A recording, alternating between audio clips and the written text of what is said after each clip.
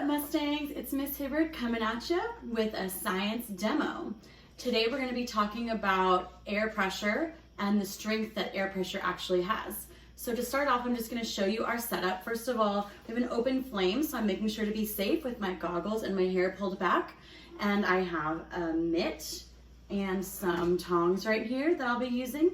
So what we have is a Coke can that has a little bit of water in it, maybe about this much in the can. And it's over an open flame, so that water inside is getting really hot and turning into steam. And then right here we have a bucket of ice water, or a bin of ice water. So what's going to happen in a moment is I'm going to take this can off of the flame, and I'm going to turn it upside down and dunk it into this can of ice water, and you're going to see what happens. Okay, so I can see steam coming out of the can, so it's time to take it off and turn it upside down in the water. So I'm just gonna pick it up with these tongs, but then I'm gonna hold it with this so you guys can really see. So everybody should be watching, and here we go.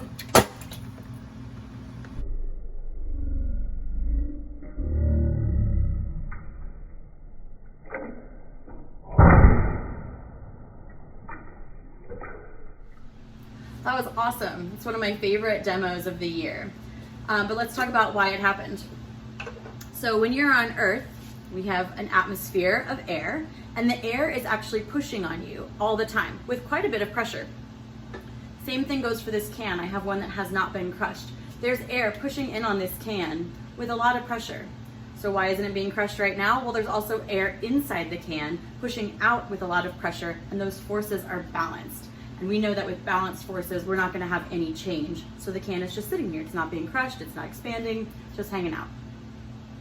What happened was we heated up the water that was inside the can, creating steam. The steam is pushing that air out. So there's the air is leaving the can. So now there's less pressure pushing on the outside of the can, but the steam is pushing on the outside of the can. So the can still isn't crushed.